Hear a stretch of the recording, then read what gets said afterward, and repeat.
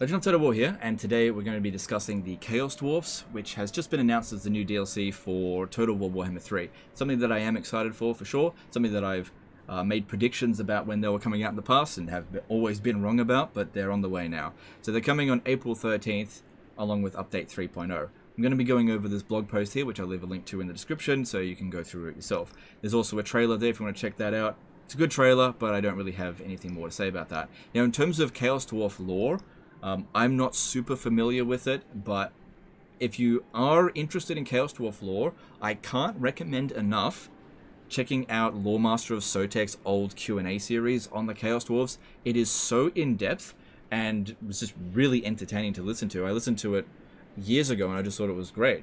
So I would highly recommend checking that out. You can easily just Google Loremaster of Sotek Chaos Dwarf Q&A. Very in-depth. It's basically like listening to an ebook. But he goes over pretty much every aspect of the Chaos Dwarfs. I'm sure there's going to be new aspects of the Chaos Dwarfs coming, but well, at least all the old stuff is covered by him. Okay, so first thing here, legendary characters. So we're getting 3 legendary lords with 1 legendary hero. Astrogoth Ironhand, Drazoath the Ashen, Zartan the Black, with the hero Gordaz Backstabber. So it looks like we got 2 spellcasters, a melee lord, and a hero. Now, in terms of how this hero operates, I believe that he's going to be available for any of these 3 legendary lords, depending on which the player chooses, and he'll be unlocked in the campaign based on quest battle or conclave influence, which we'll get into that in a bit, or spending money. I don't know. There'll be some sort of condition needed to obtain him, but he won't be sitting on the campaign map on turn 1. Similar to Ariel and Gorich for the Twisted and Twilight DLC, but how exactly he's implemented, I'm not entirely sure. Okay, now, one thing to discuss here, I'm just going to bring up the Steam page, is about the I guess the value of this pack, which is hard to ascertain at this point because we don't know the full extent of what we're getting. But one thing that we can see already is the price of the Chaos Dwarf DLC. Now, the free market dictates that basically Creative Assembly can put whatever prices they want on it. It's entirely their choice. But at $36 Australian, or with the discount, this is the most expensive DLC so far for Total War Warhammer 3. Now, of course, for Total War Warhammer in general. You could argue, but inflation. Yeah, you could argue that. And you could argue that, but there's so much more from this DLC than you've gotten from other ones. Yep, you could argue that. But the comparison that I want to draw with this is between the Chaos Dwarfs and the Tomb Kings, because they have a lot of parallel in that they are not pre-order DLC. That's why I'm not comparing it to the Ogre Kingdoms, because the Ogre Kingdoms was a pre-order DLC. You could have gotten Ogre Kingdoms completely for free. Same thing with Norska, but you only got 2 legendary lords with them, and there's possibility that they will get more DLC later down the track. There's no guarantee that the Chaos Dwarfs or the Tomb Kings will get more DLC. So the Tomb Kings got 4 legendary lords that weren't able to confederate each other. They had a very unique campaign mechanic in the Books of Nagash and the Mortuary Cult and various other things. I thought the Tomb Kings, I still think the Tomb Kings is the best DLC so far for Total War Warhammer, and is the benchmark for the Chaos Dwarfs here. Now, I'm not saying right away that this is not worth the price, but I'm just pointing out that there is a significant price increase between this and the Tomb Kings and, of course, the Vampire Coast. But in terms of the Vampire Coast, I just don't like it quite as much as the Tomb Kings, but I do think it's good. Now, it's not the end of the world if the Chaos Dwarf DLC isn't quite as good as the Tomb Kings, because that, in my opinion, was exceptional. But I just want to point out that price. Now, the thing is, prices will increase unless consumers dictate otherwise. If you want prices to go down, you have to push for them. A petition isn't going to work here. Okay, I'm sure there'll be a few people will start pushing me for. This has happened a lot ever since the Immortal Empires petition. People have been messaging me saying, "Hey, Legend, could you do a petition for this?" And it's like, look, we won that petition. Okay, let's not push our luck. This is not something that you can win with the petition if you want the price to go down. Because I want the best value for the consumer. Because my allegiance, right, as a YouTuber, is not to Creative Assembly, and has never been to Creative Assembly. It's always been to Total War, the continuation of Total War, and also to making sure that you guys are getting the best value out of it. It is not to the executives at Creative Assembly. I do not give a crap about them. And typically speaking, when they make massive profits. They're the only ones that benefit, or they funnel that extra income to a game like Hyenas, which I don't really want to get into that. Now, in terms of pre-ordering it, you can spend your money however you want. If you want to pre-order this right now, you'll have no objection from me. But if you want to get the best you can out of Creative Assembly, you can't just expect them to do right by you. You kind of have to force their hands. They'll do it if you force their hands, much like with the petition. Okay, so pre-ordering has, typically speaking, been a very iffy thing with Creative Assembly, you know, especially with the base game Warhammer 3, right? And so I would urge everyone not to pre-order this until the day before. You don't get anything different. Okay, purchasing it now and purchasing it 2 weeks from now, there's no difference. It's same price. You still get the same stuff at the same time as everyone else. It doesn't preload the assets into the game. You'll be loading in the assets when the update comes through.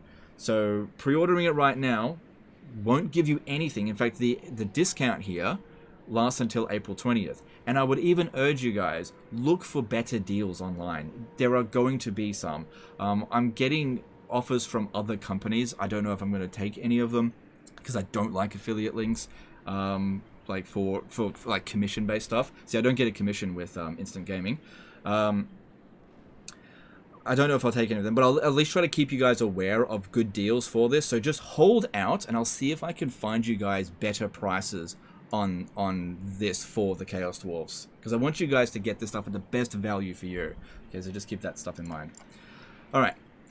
Let's continue on with this. So, Astrogoth Ironhand, talking a little bit about him. So, okay, in terms of Chaos Dwarf lore, this guy here is almost entirely turned to stone. He's mostly been petrified, which is a risk when dwarfs spellcast, and he is a spellcaster.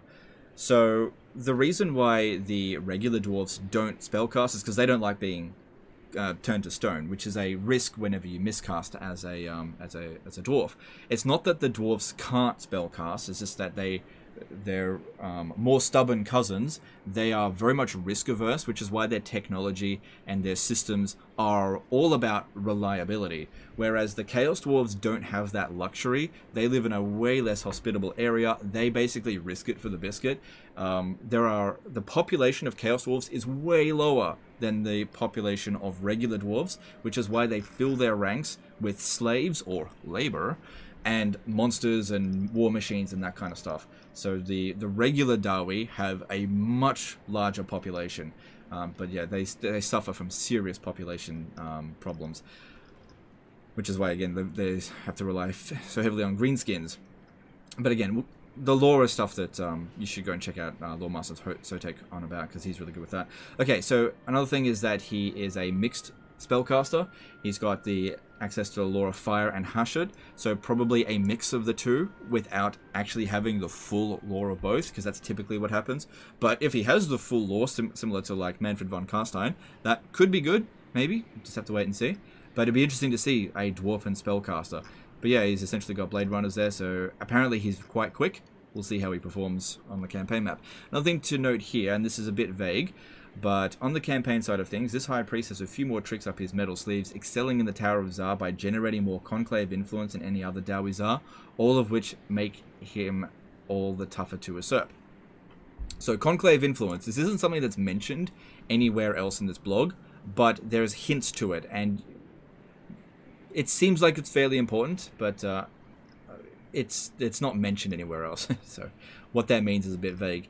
Then you've got Gordar's Backstabber here, and you know, stuff, whatever. I don't want to go through all this text-heavy stuff. We don't really know how he performs until we actually get access to him, but he seems like he's got some mutually exclusive skills. He can keep ammunition flowing. This is the thing as well.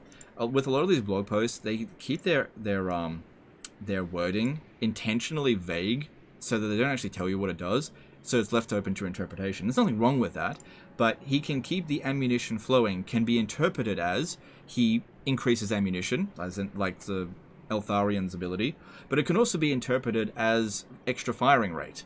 So what that actually means, I'm not entirely sure, but I think it's extra ammunition, which is good for sure. Or enable Vanguard deployment. That's less open to interpretation. Same thing with stealth is in your style. Get the gits, summons a ban of hobgoblin, cutthroats to your command, which they may or may not decay over time. We'll just have to wait and see how that goes, because typically speaking, but not all cases, summons decay pretty quickly. Okay, but overall, I'm pretty happy with how Gordaz is being implemented, at least so far. Now, in terms of their economy, this here is pretty interesting. Just bear with me a sec here. I'm just going to open up this image here, get a zoom in close look to it. There's a lot of information to deduct in terms of the Dawizar economy. They've got multiple unique resources to them. So they've got regular gold, they've got efficiency, they've got raw materials, munitions, and I think that there is conclave influence. Now they've also got labor, which isn't detailed up here but is detailed here. Now I'm sure a lot of you will look at this and get a bit of deja vu. Have we not seen this mechanic before? This here is pretty much a carbon copy of the Dark Elf slave mechanic from Warhammer 2. It is identical. It's basically identical. Functionality, it's the fucking same thing, okay? Because here we've got at Zorn Uzkul a maximum workload and how many labor has actually been implemented, and efficiency here. This here is, it's actually 61.08%, but it seems like it rounds up. So I think that what that efficiency means is how much of your maximum is actually being implemented. It's likely that the labor is impacting on control, similar to the old slave, actually the new slave mechanic as well. And it generates raw materials. To the extent of how much it produces raw materials, I'm not entirely sure. Same thing with the munitions, I'm not entirely sure. We can see here that the output's 558, but over here it only says 108, so maybe there are certain buildings that require a certain amount of upkeep to maintain. Maybe their forges require raw materials like coal or whatever to maintain, and that would be interesting for sure. You know, consuming the raw resources of the labor, I suppose. Same thing with munitions. Maybe this is an upkeep required for your units. Not entirely sure, but I like this. I like this for sure. It's not just a implementation of boosted economy, which is what the old slave system was. But yeah, you can decide whether or not to send labor to a region or not to send labor to a region. Seems like these areas here don't even have access to any workload. Not entirely sure. And then you've got dictats over here as well. So you've got one for what looks like conclave influence, one for money, one for public order. But yeah, in terms of this mechanic here, it looks like it was just ripped straight from the Dark Elves from Warhammer 2, made some slight tweaks around, and repurposed for the Chaos Dwarfs, which I don't have a problem with that, except for the fact that the Dark Elves got fucking gypped in Warhammer 3.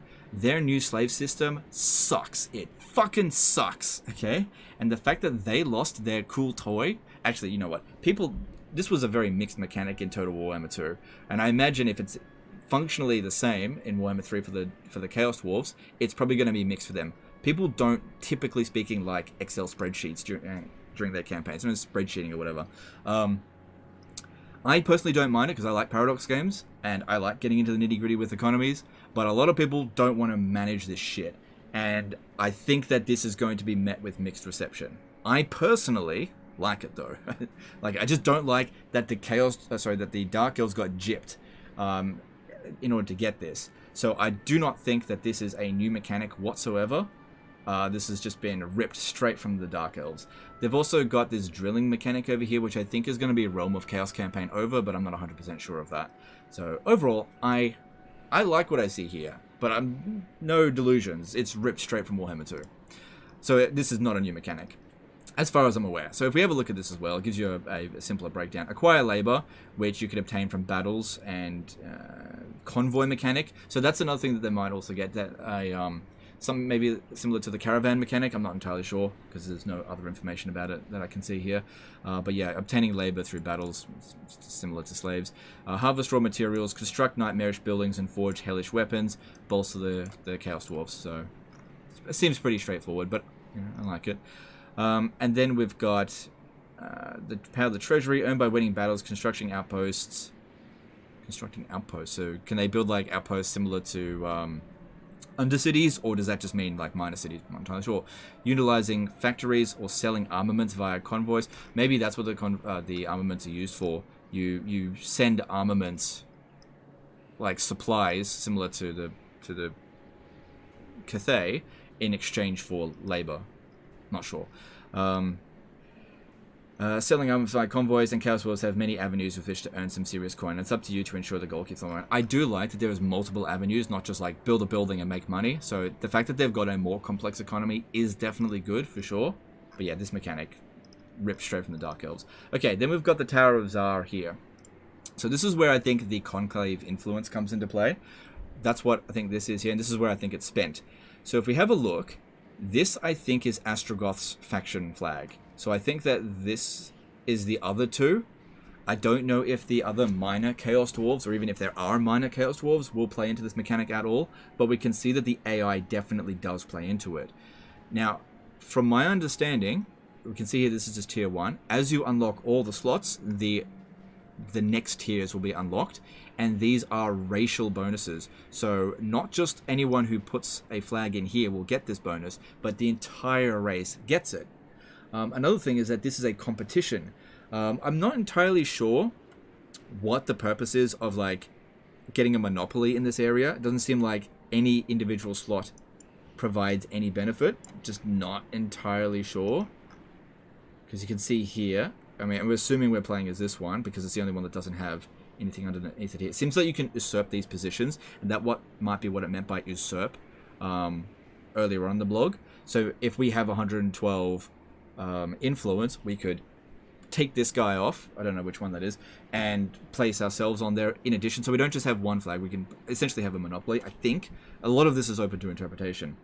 But one thing to note here is that these bonuses are pathetic. Like 10% research rate is shit. That is next to nothing. Unless a tech takes at least 10 turns to research, that has no impact whatsoever. Because it won't even shave off a single turn unless it is taking 10 turns to research. Raw materials and armaments plus 5%. Those are fucking nothing. But it's quite possible that maybe the more characters you put in, maybe these get bigger. Maybe. I just don't know. And maybe it's a case of just tier 1 sucks, but tier 2, 3, and 4. Maybe tier 4 is like just massive bonuses. We can't see what that is, but tier 1 doesn't seem very interesting. But overall, it does seem like a bit more of an engaging sort of politics mechanic than what we've seen previously, which is good. How it actually plays out, we'll have to wait and see. And it does say down here, the Tower of Tsar is one of the most in-depth, unique, and versatile campaign mechanics in Total Warhammer to date. Creative Assembly does have a habit of patting themselves on the back. So we'll be the judge of that when the time comes. But, you know, it seems interesting, but nothing that I'm, like, drooling over, because it's just, like, spending resources and getting stat boosts or whatever. But, it also says here there's seats and districts, so yeah, we'll just have to wait and see with this. I just don't know. Okay, so going over the battles, goes over some of the units. Stand tall with bull centaurs. Yeah, so cool. Take to the skies with Bale Tauruses. Yep. So it kind of seems like this is a similar sort of mechanic, a similar sort of unit to the centaurs, Centaur, sorry. And this is similar to the Manticore in terms of like its skeleton, how it works. Well, it does seem very similar to a Manticore. Nothing wrong with that for them to repurpose old units. And then what exactly this is, I'm not entirely sure. But it looks pretty awesome. But yeah, that's the extent of the blog post here. The final thing to discuss is, I suppose, what my plans are going forward with the Chaos Dwarfs. Now, I did express that I am excited for this. I am definitely going to play it. I'm definitely going to buy it. I'm going to be buying this DLC on the 12th of April. If I can find a good deal online, I'll buy it elsewhere. But I'm definitely going to buy this DLC. And if you're thinking, but don't you get early access? Not anymore. I ended my partnership with Creative Assembly 6 months ago now. It was a mostly mutual decision. Creative Assembly agreed that I should take a step back as well from the Creative program. I haven't really heard from Creative Assembly since, but I am not in the Creative program anymore. So I won't be getting early access. So I won't be able to release any Chaos Dwarf gameplay until after it actually comes out. Now, when it comes out, I don't intend to like rush to get my first live stream on the second it comes on. I'm just not putting myself through that stress anymore. In the past, I've done like Chaos Dwarfs Explained type videos. I don't have any intention of doing that this time, because those kind of videos takes weeks to make, and having early access would allow me time to like get all that information. If I rush that stuff right out the door, like if I get that out day 2 of it coming out, it'll likely have so many holes and missing things in it, it just won't be a good video. So that is not content that I'm planning to do with this. There may or may not be a live stream with the Chaos Dwarves. It largely depends on how well it's received. If this is poorly received, I ain't touching it on a live stream. There's no point, I don't need to. But I am looking forward to playing it, and I hope it is good. But in terms of my future content with Chaos Dwarfs, I'm sure at some point I will cover it, but I have no intention of rushing this stuff out the door. You know, you might be seeing content on this in July. I just don't know. I don't have any concrete plans for this at this point in time. And re-establishing partnership with Creative Assembly is something that I am open to, but it is not going to happen for this, because I haven't heard from Creative Assembly. I don't think they want to re-establish things just yet, which is fine. And I'm not fussed one way or another. Anyway, that's the end of this one here, guys. Let me know in the comments below what you think. Give me some feedback, what you'd like to see from me with the Chaos Dwarves, and I'll consider it. I do appreciate all feedback, but I'll just be honest with you guys. I am just not interested in playing this rush for early access crap anymore. It is too much stress, and I just don't want to put myself through it anymore. So I'll just do it as I see fit, but I will take feedback on board. Anyway, that's the end of this one. Appreciate you guys. Don't forget to subscribe if you haven't already, and I'll see you next time. Later, guys.